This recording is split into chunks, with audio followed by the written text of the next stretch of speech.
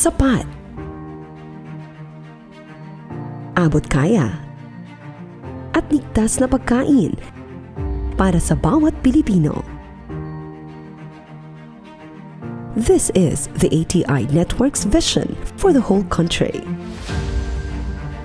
And we have been working to turn these into reality by continuously empowering and capacitating our agriculture and fishery stakeholders. We strengthen competency and competitiveness through capacity building.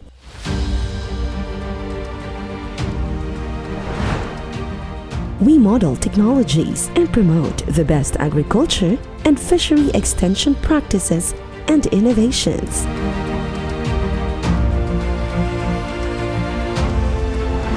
We empower farmers and fishers through advisory services.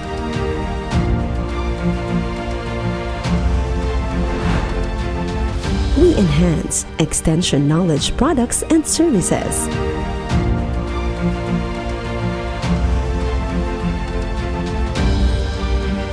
And we help improve enabling environment and governance for agriculture and fishery extension.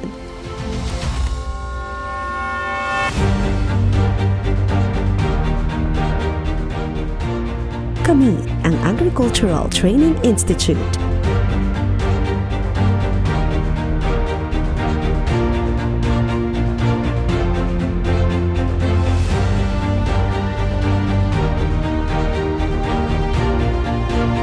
Kasama ang 16 na training centers at ang libo-libong learning sites at FEEDS centers sa buong bansa.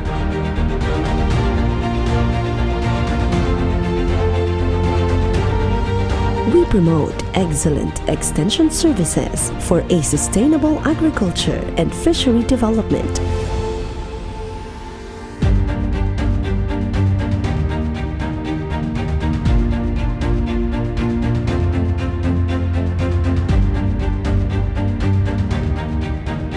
Ito ang aming vision for the whole nation.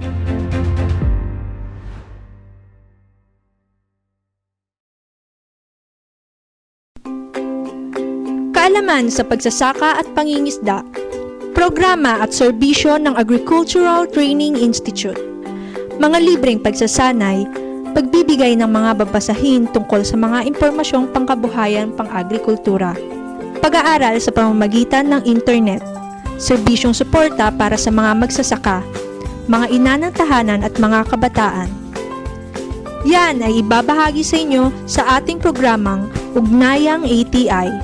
Ugnayang ATI, makinig at makibahagi sa programang Ugnayang ATI.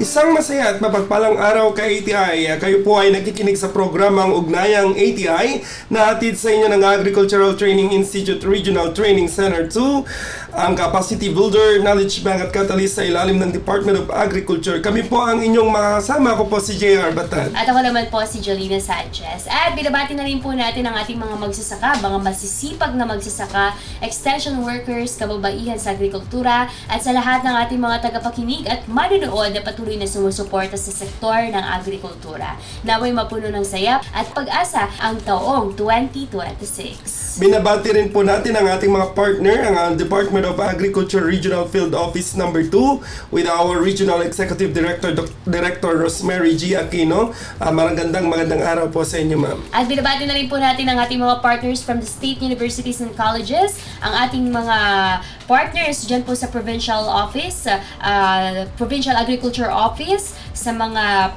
probinsya ng Cagayan, Isabela, Quirino, Nueva Vizcaya at Batanes, at sa ating po mga Municipal and City Agriculture Office sa mga non-governmental organization, national government agencies at ang ating mga kasamahan dito po sa ATI Region 2 na pinangungunahan po ng ating Center Director Dr. Clarice Marayag Alaska. Palagi po naming sinasabi, kami po ay saludo sa lahat ng mga magsasaka at mangingisda, mga kaagapay natin na learning site cooperators, magsasaka siyentista, local farmer technicians sa buong Pilipinas. Hindi rin po natin nakakalimutan ang ating mga partner radio stations sa iba't ibang bahagi ng bansa na siyang tumutulong po upang maihatid natin ang ating mga programa sa mga mas malalayong komunidad. Tama ka dyan, partner. Maraming salamat po sa DZDA Radyo Pangkaunlaran sa palagi pong pagsuporta sa mga programa dito po sa ATI Region 2. At syempre, happy 10th anniversary po sa inyo dyan. At tayo po ay live na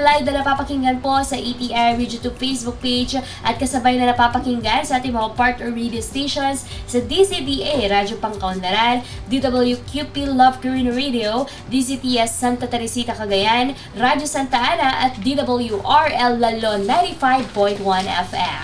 Sa mga nagnanais naman pong maging updated sa ating mga activities o programa ng ATI Region 2, maaari nyo pong i-follow at i-like ang aming mga social media pages para maging updated po tayo sa mga huling kaganapan at impormasyon sa aming mga programa. Maaari nyo kaming i-follow sa Facebook, hanapin lamang po ang ATI Region 2 o ATI Region Cagayan Valley. Sa Instagram po at X ay ATI RTC2 at sa aming TikTok account naman po ay ATI RTC2. Mayroon din po kaming website. Bisitahin lamang po kami sa www.ati.gov.ph/ATI-2. At syempre para sa araw na to, sa mga nakikinig po sa atin ay palibago na naman po pagkakataon para kayo po ay malaman ang mga programa na hatid po ng aming ahensya. Particular na po sa mga magsasaka ng mais, sa mga magmamais po dyan, ay ito na po yung pagkakataon po ninyo para matuto po ng kung ano po yung mga training na inaalok po namin ngayong 2026 under Corn Program. At syempre sa mga kababayan din po natin na gusto pong maging learning site cooperator po natin, ay pag-uusapan rin po natin yan later on. So mamaya nga po, hinggil po dyan sa topic po na yan, ay makasama po natin sa ating studio si Engineer Johnson Lameg, ang agriculturist 2 at focal person po ng Corn Program at of course alternate focal person po ng Learning Site for Agriculture dito sa ATI Region 2. Yes, at pag-uusapan natin lahat ng yan, kaya sa mga nakatutok po sa amin, manatili po kayong tuputok dito lamang sa Ugnayang ATI.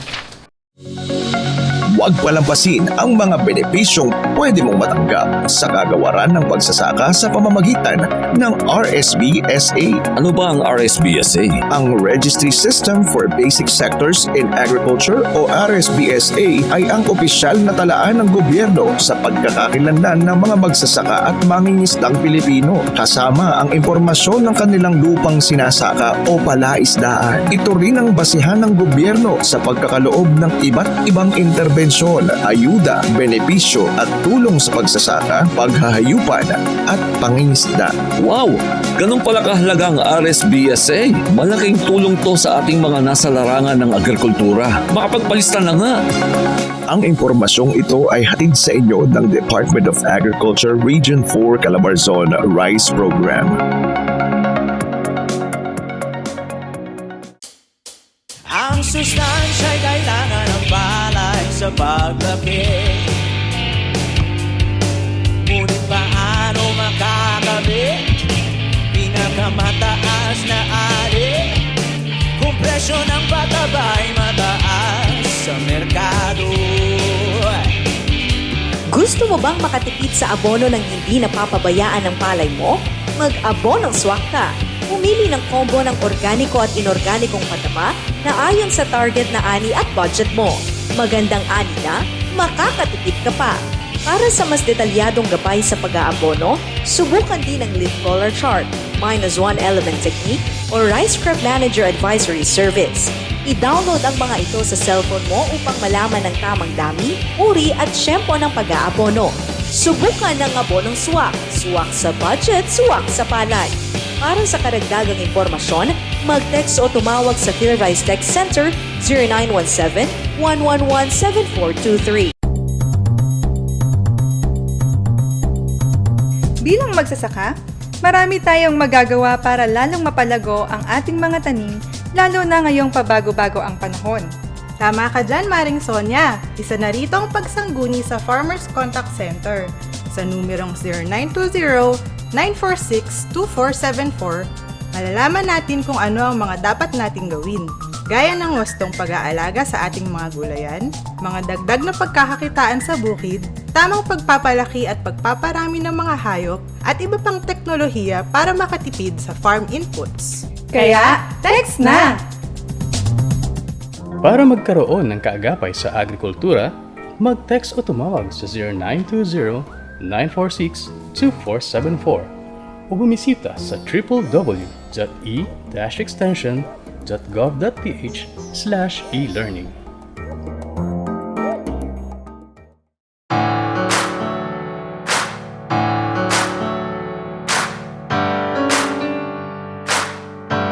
Kami po ay muling nagbabalik dito pa rin sa ating programang Ugnayang ATI. Kami pa rin po ang inyong nakakasama. Ako po si JR Batay. At ako naman po si Jolina Sanchez. At tulad nga po ng naipangako po namin kanina, makakasama po natin si Engineer Johnson Lameg, ang Agriculturist 2, and of course, Corn Program and Learning Site for Agriculture of Alternate Focal Person sa ADI RTC 2. Sir, magandang araw po sa inyo. Ang inyo pong munang pagbati sa ating mga tagapanood at tagapakinig sa ating programa. Yan, hello po sa lahat ng mga kababayan po natin na nakikinig sa ating Ugnayang ADI. Yan, magandang araw, Sir JR and Ma'am Jo. Okay, so we hope na nasa maayos po kayong kalagayan natin, Sir Johnson. Dahil last year ay nakasama ka din namin si Mon. Same month, February. Oo, at pinag-usapan din natin yung mga programs na for 2025 at napakabilis ng panahon dahil 2026 na ngayon. At kumusta po ang inyong puso dahil buwan ng mga puso ngayon, Engineer? Yan, medyo maluwag pa naman. Okay. Okay, sa mga gustong pumasok. Maluwag. Okay. Pwede. Sige, Garod. Engineer Johnson, kumusta po ang pagpapatupad po natin ng Corn Program at LSA noong 2025? Dahil, syempre, marami tayong mga naging achievements nga. Dahil marami na rin po tayong na-interview dito ng mga guests po natin, ng mga focal person dito sa ATI. Kumusta naman po ang pagpapatupad po natin ng Corn Program?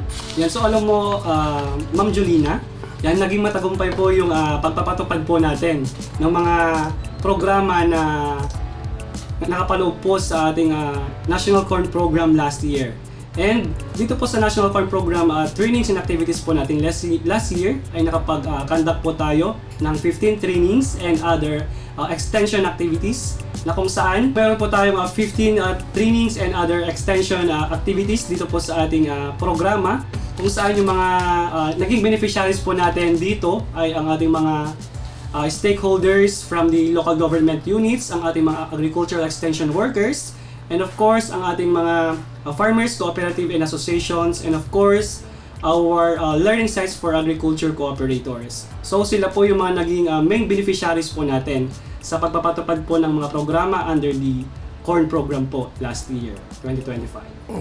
Okay. And good to know yung mga LSA po talaga natin ay super active na ngayon ng Engineer Johnson dahil syempre nagkaroon din tayo ng mga site visits sa mga LSAs po natin at napakagandang isipin na at tignan na yung kanilang farm simula nung ma-accredit sila ay tuloy-tuloy yung improvement. Sir, since nababanggit po ninyo na 15 yung training natin sa corn last year, ilan po ang magsasaka na nakinabang po sa training ng Corn Program noong 2025?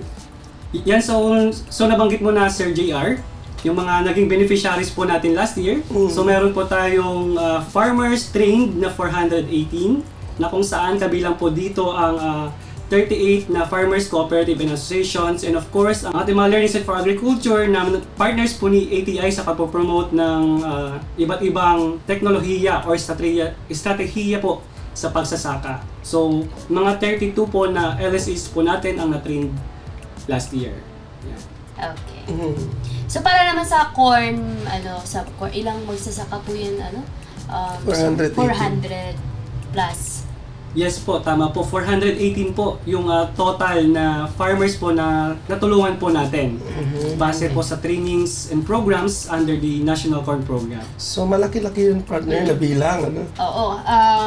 Kumbaga, kung pagpaplasin natin, i-add natin lahat yung mga trainings under sa corn, sa rice, sa high value. Madami talaga. Madami na tayong mga napatri. So, Sir Engineer Johnson, dahil tapos na tayo sa 2025 pa. Pag-usapan naman ngayon natin ang 2026. So, ano naman po yung mga pangunahing training para sa corn farmers naman ngayong taong 2026, Engineer?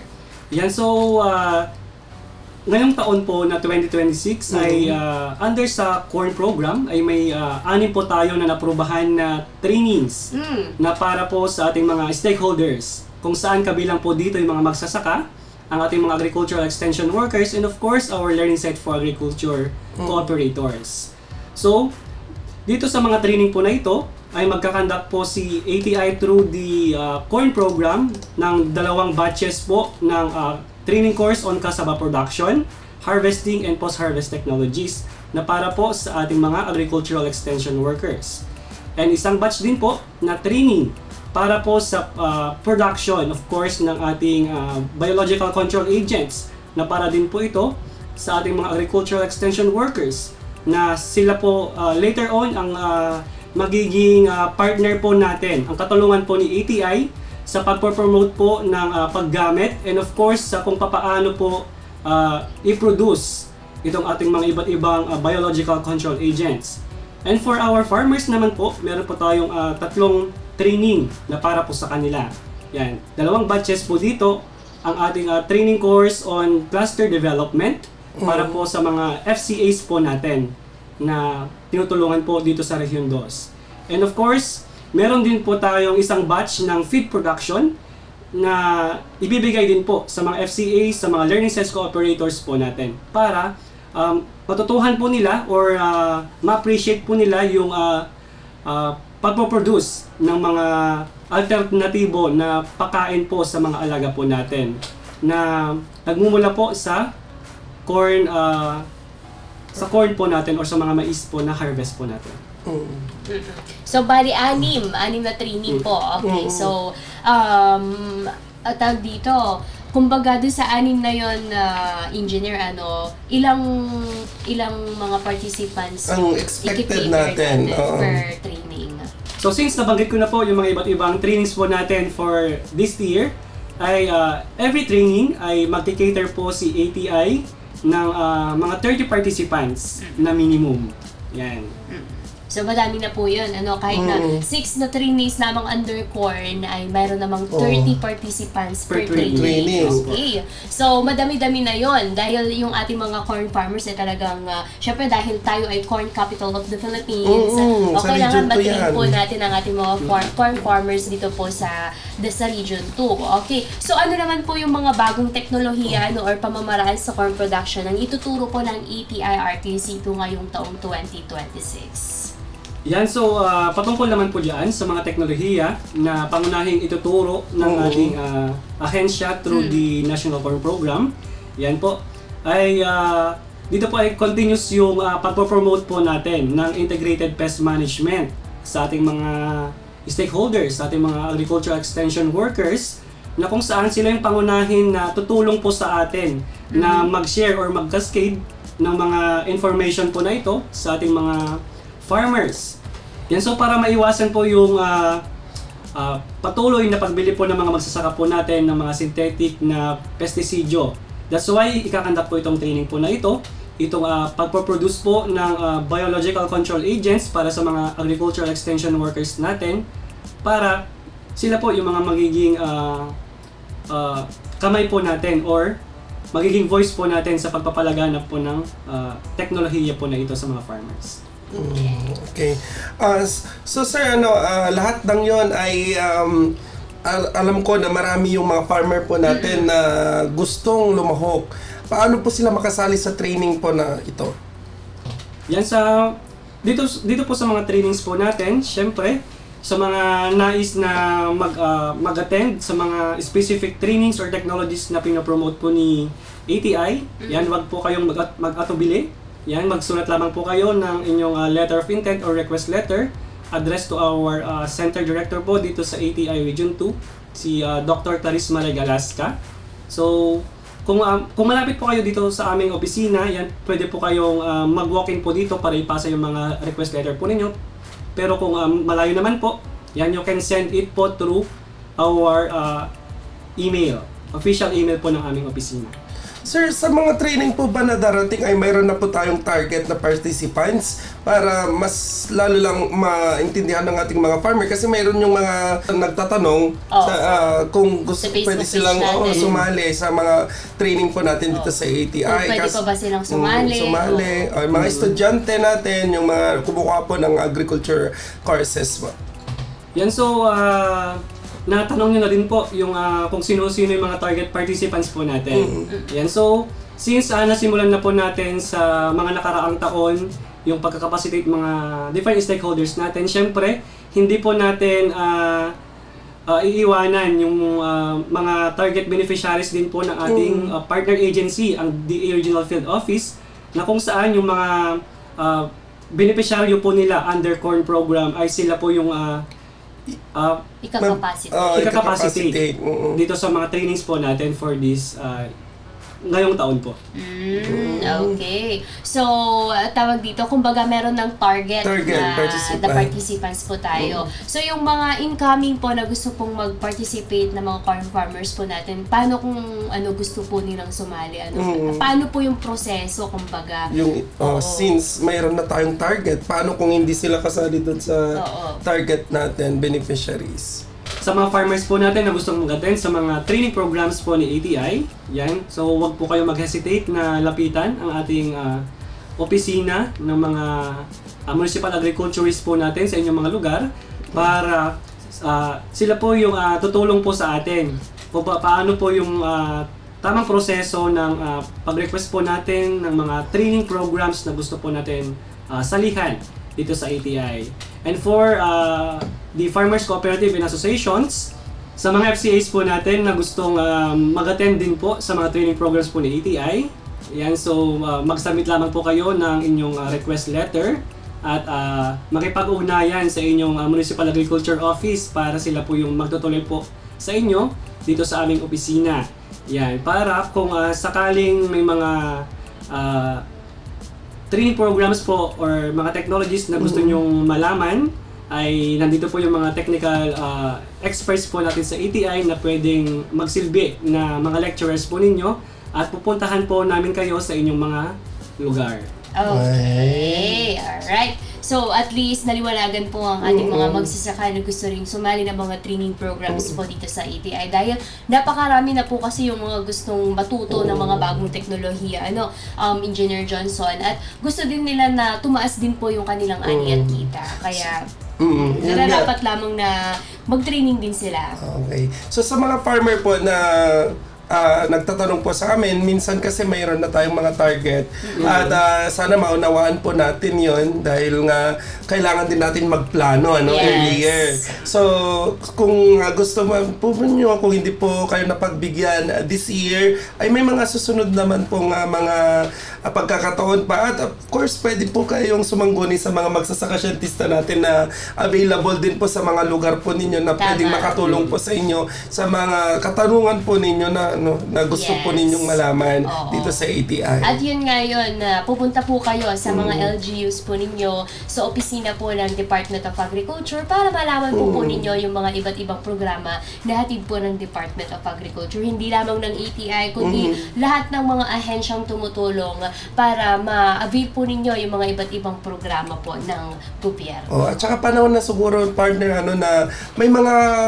technician tayo sa mga baryo-baryo. So pwede po ninyong lapitan din po sila para sa mga katanungan po nila. Okay. So, Engineer Johnson, ano naman yung inaasahan po ninyong epekto ng mga programang ito sa produksyon ng mais dito sa Rehiyon 2? So, sa ating programa, dito sa ating ahensya through the CORN program, ay inaasahan po natin na magiging matagumpay po ito.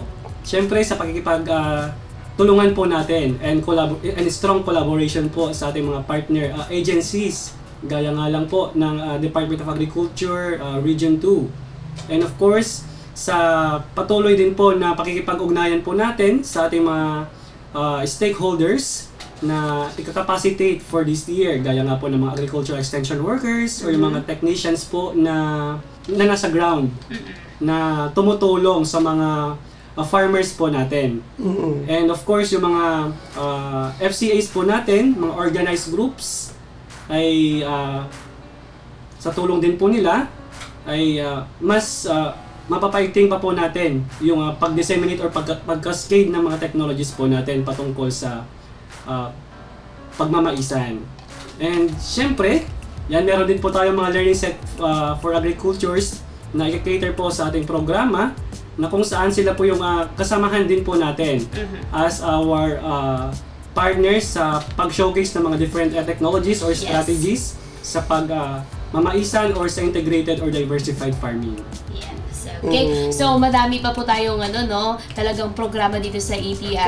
Lahat ng commodity yan, kung ano man po yung mga gusto nyo sa lihang training. Kagaya nga din po na itong corn, dahil alam ko maraming magmamais dito po sa Region 2. Kaya ito po yung tamang pagkakataon para kung gusto nyo pong makasali or mapasali sa mga programa at trainings under po sa corn program, ay sumangguni na po kayo sa inyong mga LGUs. Oo, partner. At saka paalala lang din pala, partner, at saka Engineer Johnson, doon sa mga beneficiaries natin na hindi natin iti-take ito for granted lang na parang kung kayo po ay nabigyan ng pagkakataon na maging kasali sa mga training po natin, sana ay pumunta po kayo, i-grab po natin dahil sayang yung slot, maraming ang gustong mag-attend pero minsan ay hindi sila po nabibigyan ng pagkakataon, kaya sana po ay wag po nating sayangin po yung mga pagkakataon na to. Opportunity na. Sabi nga nila, when opportunity knocks, open the door. Sabi nga nila. Okay.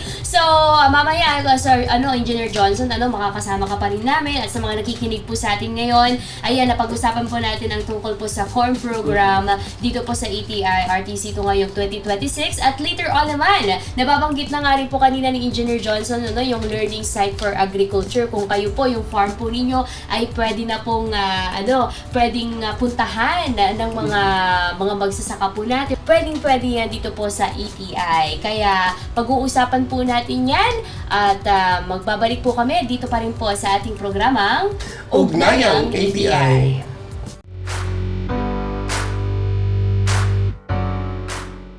Sa mga nais pong matuto ng libre sa iba't ibang teknolohiya sa agrikultura, maaari kayong mag-log on at mag-enroll sa aming e-learning portal www.elearn.extension.gov.ph. Marami po tayong online courses na pwedeng pagpilian. Muli, libre po ito. Wala itong bayad. At hindi lang yan. Kapag natapos mo ang bawat kurso, ay magkakaroon ka ng e-certificate. Kailangan lamang tapusin ang buong kurso upang makakuha nito. Dito sa e-learning portal ay maaari kayong mag-aral in any place at your own pace. Para sa karagdagang kaalaman, magpadala ng mensahe sa ATI Region 2 Facebook page o mag-text sa Farmers Contact Center 0920-946-2474. Ang African swine fever ay lubhang nakakahawa at nakamamatay sa mga baboy. Malaki ang epekto nito sa food safety at ekonomiya. Kaya't habang wala pang aprobadong bakuna o gamot, mag-report agad sa lokal na pamahalaan kung magkasakit ang alagang baboy. Bisitahin ang Bantay ASF sa Barangay Facebook page para sa karagdagang impormasyon. Let's be aware, be secure, be ASF free. Kung ikaw ay magsasaka ng niyog, maraming paraan para maging masagana, matatag at progresibo ang iyong negosyo. Gumamit ng rehistradong hybrid coconut seedlings at mag-intercrop ng kape o kakao sa sakahan. Pwede ring magkaroon ng manukan, kambingan, bakahan o babuyan sa iyong niyugan. Alamin lang ang iba't ibang produkto na pwedeng gawin gamit ang niyog. Lahat ng ito posible sa ilalim ng Coconut Farmers and Industry Development Plan o CFI-DP. Magtungo sa pinakamalapit na opisina ng Philippine Coconut Authority sa inyong lugar upang magpatala sa National Coconut Farmers Registry System o NCFRS. Sabay-sabay tayong umasenso sa pagniniyog. Kasama ang Department of Agriculture, Agricultural Training Institute, Philippine Coconut Authority at ang CFI-DP. Magandang umaga po, Mang Ben. Mukhang maganda po ang ating anihin ngayon. Malulusog po ang inyong mga tanim. Pati mga tutubing karayom ay tila nagsasayaw sa saya. Mukhang magandang senyales ngayon, June. Aking inaalagaan yung mga tutubing karayom at iba pang kaibigang insekto gaya ng gagamba at putakte. Sila kasi ang katulong ko sa pagkontrol at pagpatay sa mga peste. Bihira na rin akong mag-spray ng pestisidyo ngayon. Malaking katipiran din dahil ang mamahal ng mga pestisidyo. Tama pala ang aking narinig sa radyo nung isang araw. Hindi pala lahat ng insekto sa bukid ay nakasisira sa ating pananim. Mas marami tayong kaibigang insekto. Isa pa, June, bukod sa nakakatipid ako, mas guminhawa rin ang pakiramdam ko dahil hindi na ako exposed sa mga lason na kemikal. Kung madaming peste akong nakikita, inire-report ko na muna ito sa ating technician sa Municipal Agriculture Office. Yun pala yun. O siya, Mang Ben, nais ko ring makita ang mga kaibigang insekto sa aking bukirin. Ang bara-barang pag-spray ng pestisidyo ay maaaring ikamatay ng mga kaibigang organismo. Isang paalala mula sa Rice Competitiveness Enhancement Fund o RCEF. Para sa karagdagang impormasyon, makipag-ugnayan sa Agricultural Training Institute Regional Training Center 2 Malasin, San Mateo, Isabela o mag-text o tumawag sa Farmers Contact Center 0920-9462-474.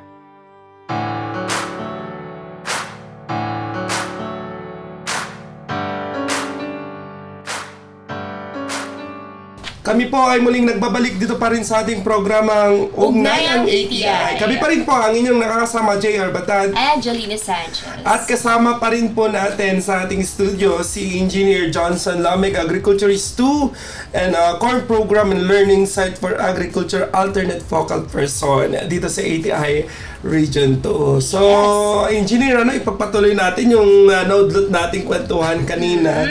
So, sir, ilang farms ang mga na-accredit as learning site for agriculture last year at ano yung mga commodity nito? So last year ay meron po tayong 7 na in-accredit na mga bagong learning site for agriculture po natin dito sa ating rehiyon. Kung saan kabilang po dito ang isang learning site po natin under the National Urban and Peri-Urban Agriculture na matatagpuan po sa Gosi Sur, Tuguegarao, ang Blancaj Integrated Farm.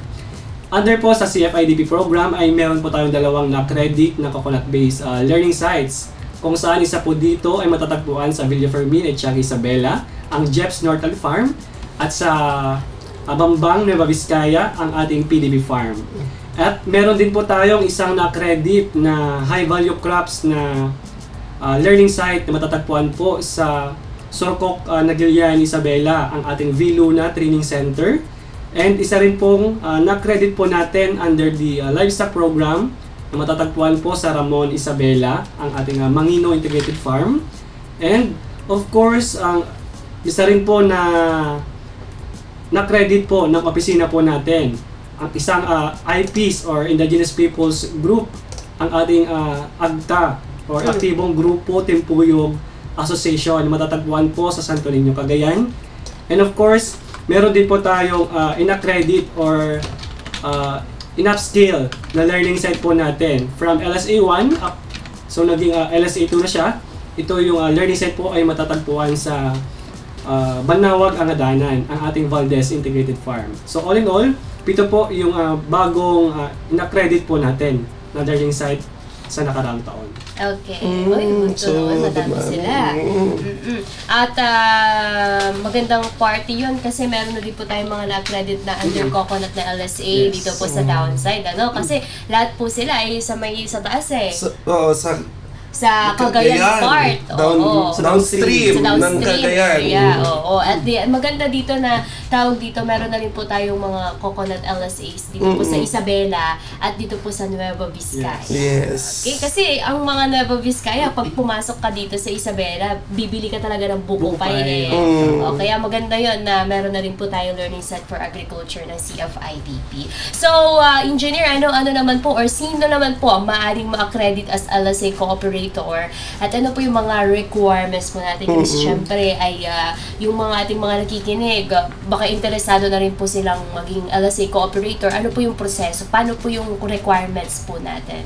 Sa pag-apply po natin ng Learning Site for Agriculture po dito sa ATI, so maaari mag-apply po dito ang ating mga individual farmers.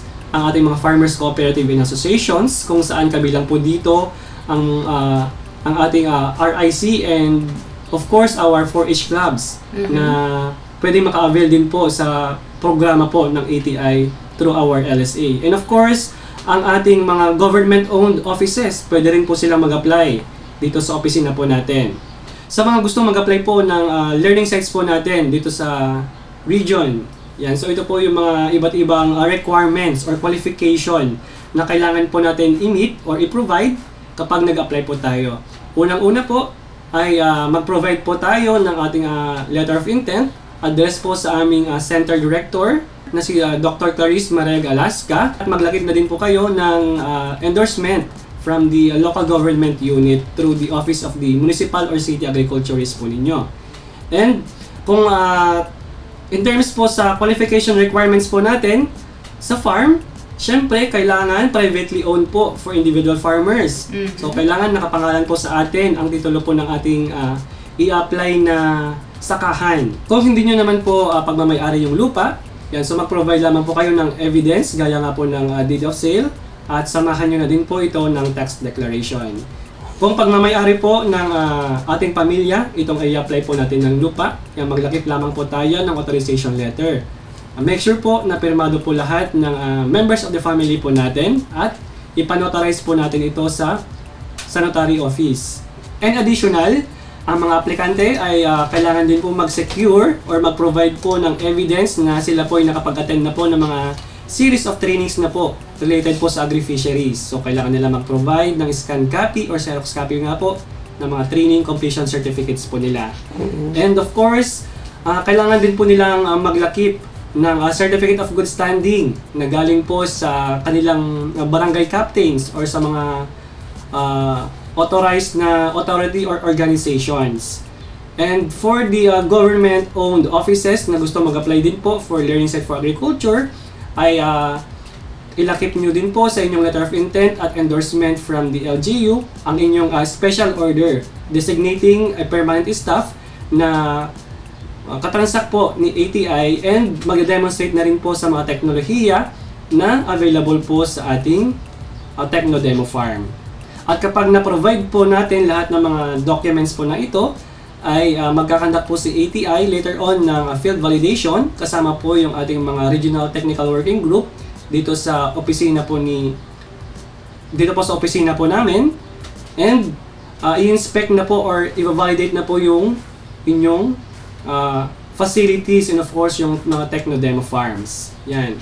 Kapag pumasa na po tayo at nabit na po natin yung mga qualification requirements ni Learning Site for Agriculture, mabibigyan na po tayo ng pagkakataon na mabigyan ng Learning Site Certificates. Doon na po natin i-execute ang inyong medical certificates. So magpo-provide na po kayo dito ng inyong medical certificates. At kapag na-provide nyo po ito, ay i-endorse na po natin lahat ng mga documents po ninyo sa ating central office para sa kanilang final evaluation and document verifications. Yan. And pag pumasa naman na po yung mga papel nyo sa kanila, ay magbababa po sila ng inyong Learning Site for LSA certificates po dito sa ating rehiyon. Okay, so yun ang mga mga requirements po natin. At meron naman din po ata to sa website po ng ng ATI. Kaya sa mga ng mga nagbabalak na maging LSA cooperators po ng ATI Region 2 ay pwedeng niyo pong bisitahin din po yung aming website para malaman niyo din po yung mga requirements na sinabi ko kanina. Mga documentary requirements. Yes. And before ko makalimutan, Ma'am Jolina, yan. So kanina na i-discuss ko na yung mga documentary requirements po natin. So may mga additional requirements na kailangang i-meet din po ng ating LSA applicants. So kailangan sa ating farm ay existing na po yung mga teknolohiya po natin, either naprapractice na po yung farm natin ng integrated farming or diversified farming, or mas advanced na yung practices natin as compared sa mga common farmers natin sa ating locality. Just make sure po na itong mga teknolohiya po natin na gustong i-showcase sa ating i-apply na farm ay hindi po kapareho sa mga existing learning sites na po natin. para magkaroon po tayo ng unique na teknolohiya o estratehiya na ipapakita sa mga farms po natin. So, engineer, yun yung mga requirements na kailangan pong ipasa po ng ating mga nangangarap maging LSA cooperator. So, paano naman po ninyo sinusuportahan ang patuloy na pagkatuto po ng ating mga magsasaka pagkatapos naman po ng training at mag-credit as LSA? In terms po sa support na binibigay po ng ating ahensya sa ating mga Learning Site for Agriculture, ay mula noon hanggang ngayon ay patuloy pa rin po natin na tinutulungan sila. So, after their accreditation po ay in-invite po natin sila na mag-attend ng mga capability building activities, trainings, seminars, para nang sa gayon ma-update po yung kanilang mga kaalaman sa mga makabagong estratehiya or teknolohiya po sa pagsasaka po natin. Gaya nga po ng mga ginagawa po natin sa ATI, ay tinatap din po natin itong mga learning site po natin sa mga on-site trainings. Yan. So, ni-utilize po ng ahensya po natin ang kanilang learning site as venue po ng mga trainings po natin for venue for trainings, for hands-on or practicum activities.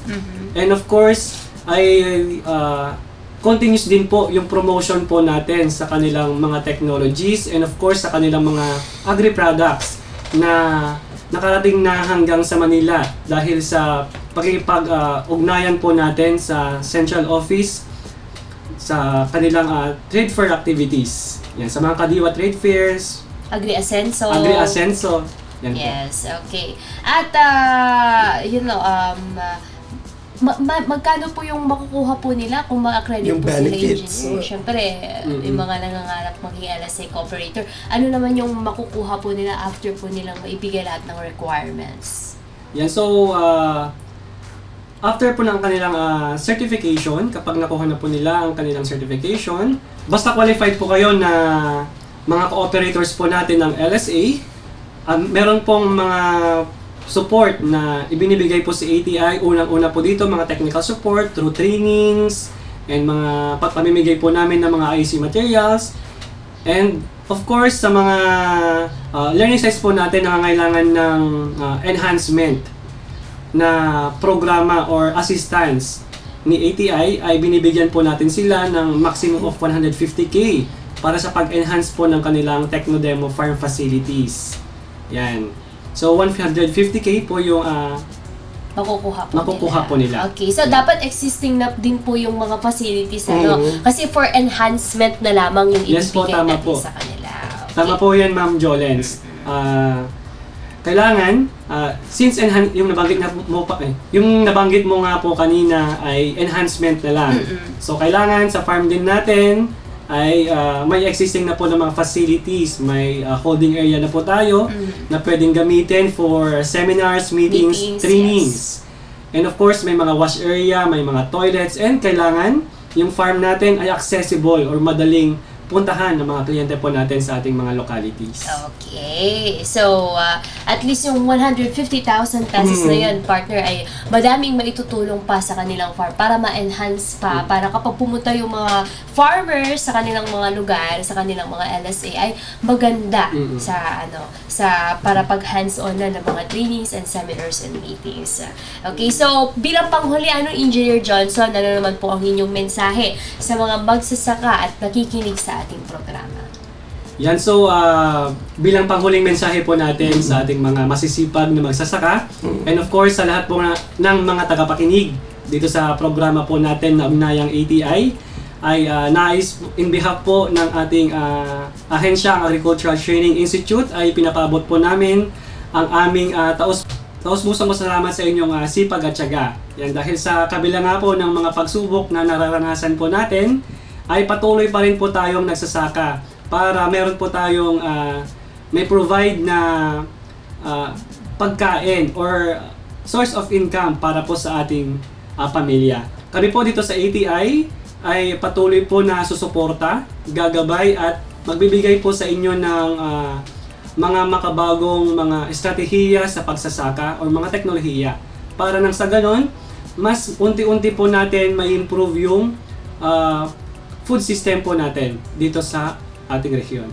Okay, with that, maraming salamat po Engineer Johnson. Naway ang ating mga magsasaka ay patuloy na sumuporta sa mga programa na inaalok po ng ATI dahil hindi naman po ito para sa amin, para sa inyo po itong mga magsasaka, para sa magandang ani at kita po ninyo sa inyong mga farms. So thank you so much Engineer Johnson, and we hope to have more chats with you patungkol sa mga programa pang alok ng ating ahensya. Maraming salamat po Engineer.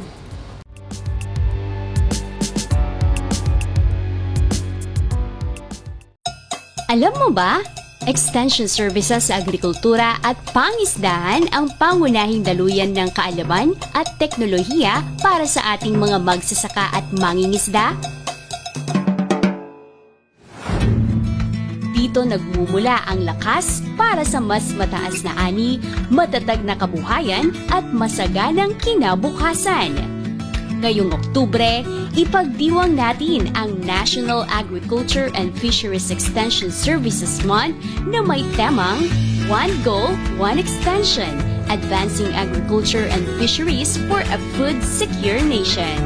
Sama-sama tayong kumilos para sa mas produktibo, sustainable at matibay na sektor ng agrikultura at pangisdaan. One Goal, One Extension. Ang NAFES Month ay pinangunahan ng Department of Agriculture, Agricultural Training Institute. Hindi ko na alam ang gagawin ko. Palagi na lang mababang ani at kita ko. Sa tinagal-tagal ko na sa pagsasaka, hindi pa rin tumataas ang ani ko. Mabuti ba itong si Berto? Panalong-panalo. Ano bang sekreto mo? Nako ka Efren, matagal ko na kasing sinasabi sa'yo na mag-attend ka ng mga trainings. Aba hindi ko kasi maiwan ang aking bukirin. Yan ang sinasabi ko sa'yo ka Efren. Ano lang ba naman yung ilang araw na ilalaan mo para matuto? Saan ba yung training na yan? Sa ATI ka Efren. Sa ATI? Oo ka Efren. Sa Agricultural Training Institute, isang ahensya ng DA o Department of Agriculture upang maipaabot ang tulong para sa ating mga magsasaka. Maaari kang mag-training sa kanilang mga learning sites na naging farm schools ng RCEF o Rice Competitiveness Enhancement Fund. Masaganang ani, mataas na kita, yan ang aking napatunayan sa aking pagpapalay. Sa tulong ng Rice Extension Services Program ng RCEF, mas lalong nadagdagan ang aking kaalaman sa pagsasaka. Dahil rehistrado ako sa Registry System ng Basic Sectors in Agriculture o RSBSA, ay mas napadali ang pag-avail ko ng mga trainings. Malaking tulong pala talaga ang training sa tamang pamamaraan ng pagsasaka. Saan nga ba sila pwedeng kontakin? Para sa karagdagang impormasyon tungkol sa Rice Competitiveness Enhancement Fund o RCEF, makipag-ugnayan sa Agricultural Training Institute, Regional Training Center 2, Malasin, San Mateo, Isabela o mag-text o tumawag sa Farmers Contact Center 0920-9462-474. Pare, may 2 linggo ko nang hindi nakikita si Katotoy Nagbakasyon ba yun? Hindi pare, ang totoo niyan nagkasakit daw. Nagkasakit? Isa yun sa sinlakas ng kalabaw dito sa lugar natin. Ano raw ang dahilan? Ang sabi raw ng doktor, sakit sa baga dahil sa madalas na pagkakalanghap niya ng kemikal na ini-spray natin sa ating pananim. Totoo ba yan? Ibig sabihin, pwede ring manganib ang kalusugan natin katulad ni Katotoy? Yan din ang iniisip ko pare. Kung may magagawa lang sana tayo. Sa totoo lang, malaki ang magagawa mo kaibigan dahil isinusulong na ngayon ng Department of Agriculture ang organikong pagsasaka. Organikong pagsasaka? Tama! Ito ang paggamit ng mga natural o walang kemikal na mga pamamaraan sa pagsasaka, paghahayupan at maging sa mga palaisdaan. Kaya hindi ka lang sigurado na masustansya ang iyong kinakain. Baka kaiwas ka pa sa pagkakasakit at mabait pa ito sa kalikasan. Sa totoo lang. Sa totoo lang. Di tayo na. Simulan na natin ang organikong pagsasaka. Para sa karagdagang impormasyon tungkol sa organic agriculture, tumawag sa 1-800-10-982-2474 o mag-text sa 39132 para sa smart at token text at 0920-946-2474 sa ibang network.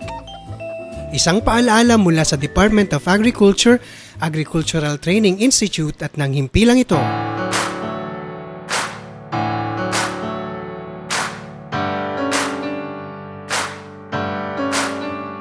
Kami po ay muling nagbabalik dito pa rin sa ating programang Ugnayang ATI. Ating nalaman ng mga trainings and extension programs under core program at kung ano po ang mga paraan na pwede po natin gawin para ma-accredit bilang isang learning site for agriculture dito sa ATI region to. Sa pamamagitan po yan ni Engineer Johnson Lameg, ang agriculturist 2 at focal person ng core program at alternate focal person ng learning site for agriculture ng ATI.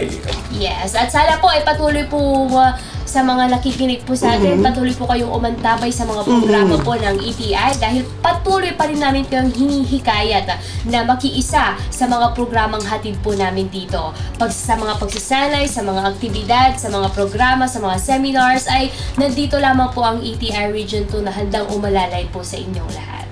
Kung kaya naman po, kung kayo po ay interesado sa mga programang inalok ng aming ahensya, maaari po kayong makipag-ugnayan sa amin sa mga sumusunod na paraan. Mag-text sa aming cellphone number 0949-889-6315. Inulit ko po, 0949-889-6315. I-like at i-follow at mag-message na rin po sa ating Facebook page, ATI Region 2. Yes, at meron din po kami sa Instagram at X at syempre sa TikTok account, ATI RTC2, o kaya naman po ay mag-email po sa aming official email address sa rtc2.dcc@ati.da.gov.ph or maaari lamang po kayo pumunta dito po sa aming ahensya. Nandito lamang po kami sa may PhilRice Compound, Barangay Malasin, San Mateo, Isabela. Maraming salamat po sa inyong patuloy na pagantabay at pakikisa sa ngalan po ng aming Center Director Dr. Clarice Maria Galasca at ang buong puwersa ng Agricultural Training Institute Regional Training Center 2. Kami pumuli ang inyong mga nakasama. Ako po si JR Batay. At ako naman po si Jolina Sanchez. Maraming salamat at mabuhay ang mga magsasakang Pilipino.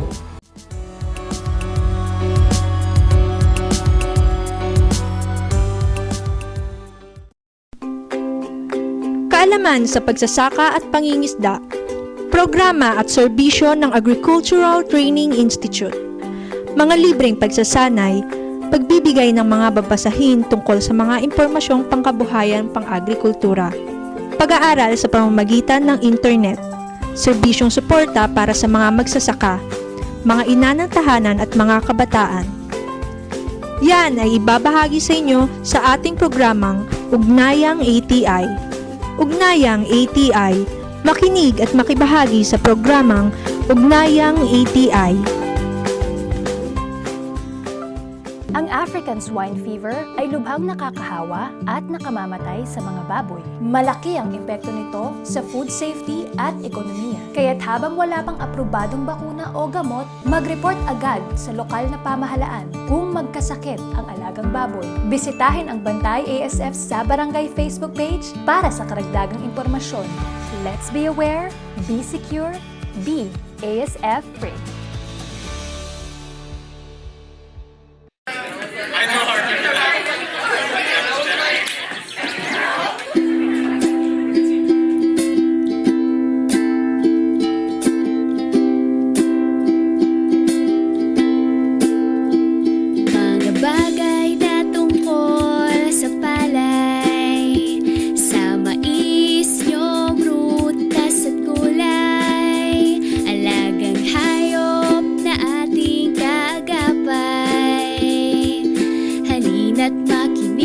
Sabay-sabay sa kakakakapihan, sa kakakabukiran, tayo'y magkwentuhan ng bagong kaalaman. Sa kakakakapihan, sa kakakabukiran, kaya't tutok ka lamang at ika'y makinabang dito sa Kapihan sa Kabukiran.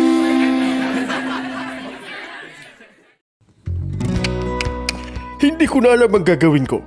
Palagi na lang mababang ani at kita ko. Sa tinagal-tagal ko na sa pagsasaka, hindi pa rin tumataas ang ani ko. Mabuti ba itong si Berto? Panalong panalo. Ano bang sekreto mo? Nako ka Efren, matagal ko na kasing sinasabi sa'yo na mag-attend ka ng mga trainings. Aba hindi ko kasi maiwan ang aking bukirin. Yan ang sinasabi ko sa'yo ka Efren. Ano lang ba naman yung ilang araw na ilalaan mo para matuto? Saan ba yung training na yan? Sa ATI ka Efren. Sa ATI? Oo ka Efren. Sa Agricultural Training Institute, isang ahensya ng DA o Department of Agriculture upang maipaabot ang tulong para sa ating mga magsasaka. Maaari kang mag-training sa kanilang mga learning sites na naging farm schools ng RCEF o Rice Competitiveness Enhancement Fund. Masaganang ani, mataas na kita, yan ang aking napatunayan sa aking pagpapalay. Sa tulong ng Rice Extension Services Program ng RCEF, mas lalong nadagdagan ang aking kaalaman sa pagsasaka. Dahil rehistrado ako sa Registry System ng Basic Sectors in Agriculture o RSBSA, ay mas napadali ang pag-avail ko ng mga trainings. Malaking tulong pala talaga ang training sa tamang pamamaraan ng pagsasaka.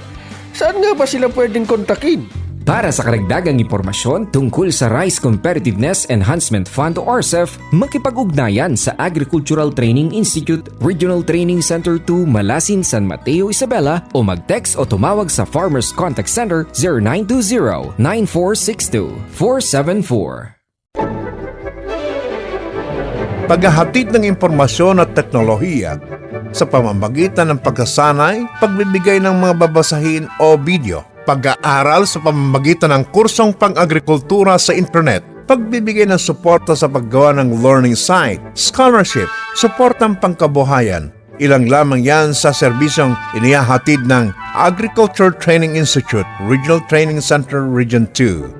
Agricultural Training Institute, Regional Training Center Region 2, nagsisilbing bisig ng kagawaran ng pagsasaka sa pagsasanay at extension sa ating mga extension workers, magsasaka, kababaihan at mga kabataan.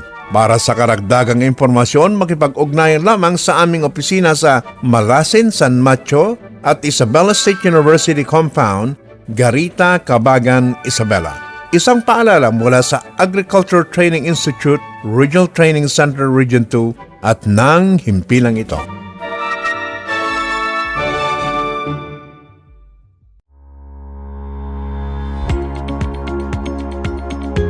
Ang ATI po ay lead agency for extension and training ng Department of Agriculture. We make sure na may sapat na competency-based training programs for our farmer leaders, extension workers, ang ating mga learning site operators at mga extension service providers. Sila po kasi ang ating mga partners sa pagsasanay sa ating mga magsasaka at mangingisda. We make this possible sa tulong ng ating mga regional training centers across the country, ang International Training Center for Pig Husbandry at ang ating mga dibisyon at units din dito sa Central Office. Kaagapay din natin sa pagsasanay ang mahigit 1,700 learning sites for agriculture and extension service provider. Kasama na ang regional field offices, mga local government units, farmers, cooperatives and associations, at iba pang private and public institutions. Ang ATI bilang catalyst ng agriculture and fishery extension ay sumusuporta rin sa digitalization ng bansa, particularly sa agriculture. Naniniwala kami na sa pamamagitan nito, mas maraming oportunidad ang ating mga magsasaka at mangingisda para mapataas ang kanilang ani at kita at mapababa rin ang kanilang mga gastusin sa kanilang produksyon.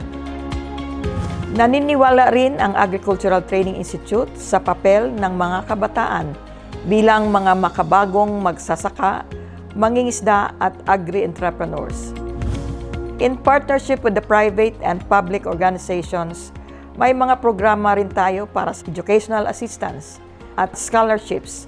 May internship programs din sa loob at labas ng bansa. May mga offer din ang Agricultural Training Institute na grants para sa mga extension workers, and we are pushing for the accreditation in terms of granting continuing professional development ng ating mga agricultural extension workers or CPD points with the Professional Regulatory Commission. As ATI geared towards a competitive and prosperous agriculture and fisheries sector, we continue our thrust on innovation and collaboration para maging mas maunlad ang ating mga magsasaka at mangingisda.